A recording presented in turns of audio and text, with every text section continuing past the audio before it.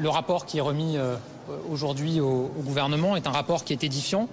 Ce rapport, il avait été commandé sous l'impulsion du président de la République il y a un an et j'en avais suivi les travaux en tant que Premier ministre. C'est le ministre de l'Intérieur de mon gouvernement de l'époque, Gérald Darmanin, qui les suivait plus précisément et ce rapport a été remis aujourd'hui. Ce rapport, je le dis, il est une forme de claque pour tous ceux qui défendent la République, ses principes et ses valeurs. Il montre une offensive organisée, coordonnée, pour défier nos valeurs républicaines, défier nos règles républicaines et imposer une idéologie qui n'est pas l'idéologie de la République française. Il se trouve que nous avons travaillé avec le Parti Renaissance à travers des conventions thématiques depuis de longs mois maintenant, notamment sur les questions régaliennes, les questions de valeurs de la République, de défense de la République. Et nous aurons l'occasion lundi prochain de présenter l'ensemble de nos propositions sur ce sujet. Parmi nos propositions figurent effectivement des mesures et des propositions pour continuer à lutter contre l'entrisme islamiste, des propositions pour assécher les financements de lieux de culte ou d'associations qui prêchent la haine et qui vont à l'encontre des valeurs de la République. Des mesures pour mieux contrôler un certain nombre d'associations dont on voit aussi qu'elles sont dans cette logique de contrer les valeurs de la République. Et des mesures également pour protéger les enfants. Ce que montre le rapport qui a été remis, je cite la phrase de ce rapport, c'est une offensive wahhabo-salafiste présente sur tout le territoire national pour imposer le voilement de fillettes, je cite, de 5-6 ans. On parle de fillettes de 5-6 ans. Qu'est-ce qu'on fait en face de ça? Moi j'entends un certain nombre de commentaires, qu'est-ce qu'on fait? On dit que c'est pas bien, effectivement, que c'est pas normal que des fillettes de 5-6 ans soient voilées, mais on considère qu'il n'y a pas de mesure pour y répondre. Moi j'ai jamais accepté de me résigner. Et s'il y a, dans les cohérences de mon parcours politique, des différentes fonctions que j'ai occupées, il y a toujours eu la défense des valeurs de la République et la lutte contre tous les entrismes, et notamment l'entrisme islamiste. Quand j'étais secrétaire d'État à la jeunesse, j'avais pris des mesures pour la défense des valeurs de la République dans le cadre du service national universel. Quand j'étais ministre de l'Éducation nationale, j'ai pris des mesures pour faire respecter la loi de 2004 sur la laïcité à l'école en interdisant le port de l'abaya et du camis dans nos établissements scolaires. Quand j'étais Premier ministre, j'ai pris des décisions, notamment pour mettre fin au contrat qui lie l'État au lycée Averroès. Et je salue la décision du gouvernement actuel de faire appel de la décision qui a été rendue par le tribunal administratif. Et dans ces conditions, face à ce rapport qui est édifiant, oui, je le crois très profondément, il nous faut agir. Et pour répondre très concrètement à votre question, ceux qui affirmeraient ou affirment que cette mesure-là irait contre l'islam sont précisément ceux qui confondent islam et islamisme. Et moi, j'écoute tous ces hommes et femmes de foi, ces intellectuels musulmans, qui disent qu'il n'a jamais été dans leur religion, dans leurs règles, dans leurs préceptes, de voiler des petites filles de 5 à 6 ans, comme c'est le cas malheureusement dans un certain nombre de points sur notre territoire national, comme le documente ce rapport.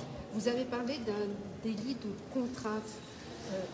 Qu'est-ce que c'est exactement? C'est-à-dire vous obligeriez les parents, vous attaqueriez les parents, vous poursuivriez les parents si les enfants mineurs portent un voile? Bien sûr que quand vous avez une fillette de 5-6 ans qui est voilée, personne ne peut imaginer que c'est son choix libre et éclairé que de se voiler.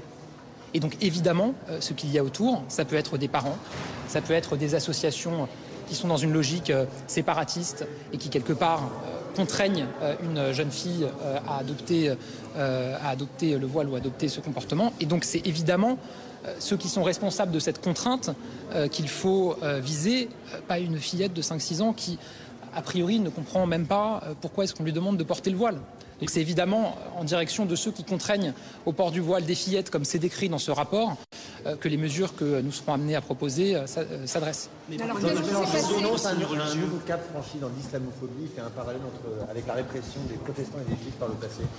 Moi, j'ai toujours lutté contre toutes les haines, contre toutes les discriminations, et notamment les discriminations liées à la religion. Systématiquement. Prenez toutes mes déclarations. J'ai fait un discours le 6 avril dernier à Saint-Denis avec un long passage sur la lutte contre les discriminations. Encore, il y a quelques semaines, on a vécu un drame absolu dans notre pays avec Aboubacar Cissé, un musulman qui a été assassiné dans une mosquée. J'ai été l'un des seuls chefs de parti, président de groupe, non seulement à lui rendre hommage, mais à m'exprimer dans l'enceinte de l'Assemblée nationale à l'occasion des questions au gouvernement pour adresser mon soutien à la communauté musulmane à la suite de ce drame. J'ai pas entendu beaucoup de responsables politiques, de chefs de parti, de présidents de groupe en dehors du NFP le faire. Donc moi je suis très cohérent et très clair. C'est toute la République, rien que la République. Quand la République est défiée par des organisations qui, de manière coordonnée, comme c'est précisé dans le rapport qui a été remis au gouvernement aujourd'hui, imposent à des fillettes de 5-6 ans de se voiler pour défier les règles de la République, je considère qu'on doit agir et qu'on ne doit pas rester les bras ballants. Est-ce qu'il n'est pas trop tard? Jordan Bardella vous accuse d'avoir changé de position sur ce sujet en reprenant justement un débat que vous aviez eu. Il y a eu des réponses qui ont été faites sur ce sujet et je crois que ça a été très précisément dit que le débat que nous avions eu à l'époque dans cette émission ne portait pas du tout sur une mesure qui s'adresse aux mineurs, aux fillettes, dans une logique de protection des mineurs, mais à la proposition qu'il faisait, lui, d'interdire le voile en France, ce qui n'est pas la proposition que je fais. Moi, je considère qu'une femme qui décide librement de porter le voile, c'est sa décision. Mais dans décide librement, il y a liberté. Où est la liberté d'une jeune fille, d'une fillette de 5-6 ans quand on l'a contraint à porter le voile? Donc c'est une vraie différence. Donc le débat que nous avions eu ne porte pas du tout sur la même mesure. Je pense qu'il le sait très bien, mais il est toujours dans une logique politicienne. Sur les questions de faisabilité, puisque j'avais une question sur concrètement comment ça peut être mis en place, j'ai l'impression de revivre les mêmes arguments et les mêmes débats qu'en 2004, quand le gouvernement de Jacques Chirac à l'époque avait décidé de la laïcité dans les établissements scolaires, d'interdire le port de signes ostentatoires religieux dans les établissements scolaires. Tout le monde avait dit c'est inapplicable, ça ne pourra pas être fait. Eh bien ça a été fait. J'ai l'impression d'entendre les débats qu'il y avait eu au moment de l'interdiction de la burqa dans l'espace public. Tout le monde avait dit c'est impossible, ça ne pourra pas être mis en place, ça ne pourra pas être fait. Ça a été fait. J'ai l'impression d'entendre ceux qui me reprochaient à l'époque où j'ai interdit le port de l'abaya et du camis dans les établissements scolaires, qui disaient ça va être impossible à mettre en œuvre, ça ne pourra pas être fait. Ça a été fait. Parce que la République, elle est forte. Parce que quand on édicte des principes de manière très claire, on est capable de les faire appliquer. Moi, je considère que le rôle des politiques, c'est de mettre des limites pour défendre notre République. Quand vous avez de façon documentée dans un rapport une offensive coordonnée qui est documentée, qui passe par des fillettes de 5-6 ans pour reprendre les mots de ce rapport, je considère que c'est notre responsabilité d'agir. Certains ont l'air de considérer qu'il y a effectivement un constat qui n'est pas acceptable, qu'il y a effectivement un phénomène qui est contestable, mais qu'il faudrait ne rien mettre en place en face.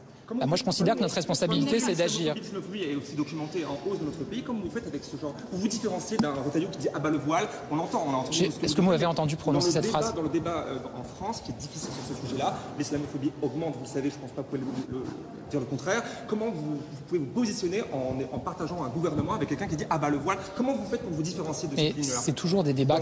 C'est toujours des débats qui sont difficiles, évidemment. Moi, j'ai toujours été très clair. Je défends la République et dans la République, il y a la liberté de conscience et la liberté de culte. Moi, contrairement, vous avez cité, j'ai pas repris et j'ai pas prononcé la phrase que vous avez évoquée. On l'entend, mais elle est prononcée par voilà. le gouvernement. Mais moi, je défends la possibilité pour des citoyens libres et éclairés d'exercer leur culte de la manière dont ils souhaitent l'exercer, à condition évidemment que ça respecte nos règles républicaines et l'ordre public. Mais encore une fois, quand vous parlez de mineurs, de fillettes de 5-6 ans, comme le dit le rapport, où est la liberté d'une fillette de 5-6 ans qu'on contraint à se voiler, comme le rapport montre que c'est un phénomène en hausse dans notre pays? Et donc, pour répondre très clairement à votre question, je pense effectivement que c'est notre responsabilité d'être clair. Moi je parle beaucoup avec des Français de toute confession et des Français musulmans, et qui le disent eux-mêmes. Nous, on en a marre d'être confondus avec les islamistes, avec ceux qui veulent imposer la charia au-dessus des lois de la République. Vous avez une grande partie des musulmans, et heureusement d'ailleurs une grande majorité des musulmans, qui ont une foi paisible et tranquille, qui respectent les valeurs de la République et qui en ont marre d'être représentés par certains mouvements qui n'ont absolument rien à voir avec leur foi ou leur manière d'exercer leur foi. Et je pense que notre responsabilité en tant que politique, c'est de le dire de manière très claire. Et vous avez raison, tout le monde ne le dit pas de manière très claire, y compris certains avec lesquels on peut être en coalition à un moment où s'il n'y a pas de coalition, il n'y a pas de gouvernement pour le pays. Être dans une forme de coalition de socle commun avec certains ne veut pas dire qu'on épouse l'intégralité de leur ligne politique. Loin de là. Et je pense que eux vous diraient la même chose s'agissant de nous et du parti que j'ai l'honneur de représenter. Est-ce qu'il faut interdire les rapport? Est-ce qu'aujourd'hui ce rapport est sorti? Est-ce qu'il n'est pas trop tard? Alors, si on considère qu'il est trop tard, je veux dire, c'est qu'on abandonne. Moi, j'ai jamais considéré qu'il était trop tard pour agir. Quand je suis arrivé au ministère de l'Éducation nationale, ça faisait des années qu'on expliquait qu'il y avait nos règles de la République et notre école qui étaient testées par un entrisme à travers le port de l'abaya. Certains d'ailleurs à l'époque disaient que c'était trop tard, que ça faisait des années qu'on en parlait, qu'un certain nombre de responsables qui s'étaient succédés considéraient qu'on ne pouvait plus agir. Je suis arrivé au ministère de l'Éducation nationale, j'ai considéré qu'il fallait agir, j'ai pris une décision, j'ai fait appliquer ma décision. Il n'y a plus de port de l'abaya et du camis dans les établissements scolaires. Donc non, il n'est jamais trop tard. Il n'est jamais trop tard pour défendre notre République et ses valeurs. En tout cas, moi, je ne ferai jamais partie de ceux qui se résigneront. Est-ce qu'il faut interdire les trains? Le débat sur la constitutionnalité, il avait eu lieu à d'autres moments. Il a eu lieu quand j'ai pris la décision sur l'abaya. Le Conseil d'État a été assez clair sur le sujet. Et je pense que pour prendre une référence de comparaison, ce serait la décision qui avait été prise sur le port de la burqa, qui avait été déclarée constitutionnelle à l'époque. Parce qu'à l'époque, c'était le motif de l'ordre public qui était utilisé. Là, en l'occurrence, quand on parle de fillettes de 5-6 ans, comme le documente le rapport, pour moi, c'est une question de protection de l'enfance et de protection des mineurs. Oui, mais et donc, 2003... on a travaillé, évidemment, ce sujet-là a été travaillé. D'abord, ça ne date pas d'aujourd'hui qu'il est travaillé. Il y a eu des propositions de loi, notamment y compris dans le groupe que j'ai l'honneur de présider aujourd'hui, qui avait été déposé depuis plusieurs années. C'est un sujet qui avait déjà été débattu à l'Assemblée nationale à plusieurs reprises, qui n'avait jamais été adopté, mais qui a été débattu.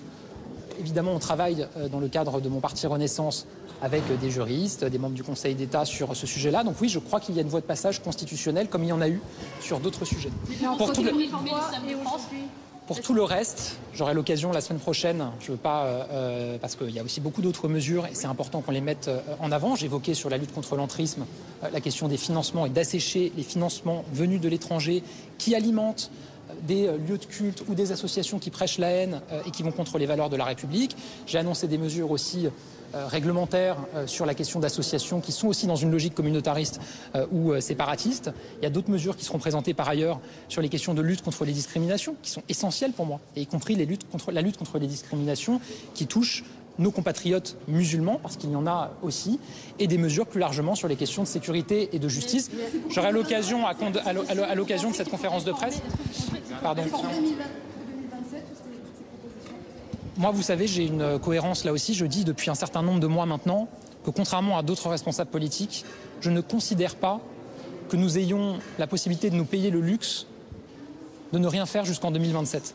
Moi, j'entends là, dans l'espace public, dans le débat politique depuis des mois, des responsables qui nous expliquent que maintenant il ne se passerait plus rien en France, que c'est impossible et qu'il faudra attendre 2027 pour agir. Mais pardon, mais nos concitoyens qui nous regardent ou qui nous écoutent en ce moment, eux, ils ont des problèmes tous les jours, dans leur vie quotidienne. Eux, ils constatent tous les jours qu'il y a un certain nombre de phénomènes contre lesquels on doit agir. Est-ce que vous pensez qu'il y a un Français qui se dit, face à ces problèmes, ceux qu'on évoque là sur les questions de défense de la République qui sont essentielles, face à mes problèmes de rémunération du travail, d'accès aux soins, d'éducation pour mes enfants, de sécurité pour les Français, de lutte contre la délinquance, est-ce que vous pensez qu'il y a un Français qui se dit, il y a une élection présidentielle dans 2 ans, donc on ne va rien faire dans les 2 ans qui viennent? Je ne pense pas. En tout cas, moi, ce n'est pas ma vision. C'est la raison pour laquelle on se bat ici à l'Assemblée nationale. Je remercie les députés de mon groupe Ensemble pour la République qui sont à mes côtés. On se bat, mais chaque jour, pour prendre des mesures. Et évidemment que c'est difficile. Il n'y a pas de majorité à l'Assemblée. Mais regardez la semaine dernière, le texte de loi que nous avons présenté pour lutter contre la délinquance des mineurs, qui crée une comparution immédiate pour les mineurs de plus de 16 ans. Ça n'existe pas. Qui revient sur l'atténuation, l'excuse de minorité. Ça fait très longtemps qu'on en parle aussi. Ce texte, il a été adopté parce qu'on s'est battu, parce qu'on l'a présenté, parce qu'on l'a travaillé, parce qu'on a réussi à le faire adopter. Donc non, pour répondre à votre question, moi, ce qui me préoccupe, ce n'est pas des échéances que je considère encore lointaines, c'est les échéances aujourd'hui pour les Français et comment est-ce que, dans une configuration politique qui est inédite, on est à leur service pour prendre les mesures qui s'imposent, pour répondre à leurs difficultés du quotidien et pour défendre la République. Merci à vous. Les propos de Sophie Primas, quelle est votre réaction sur les propos? Merci, les collègues restent.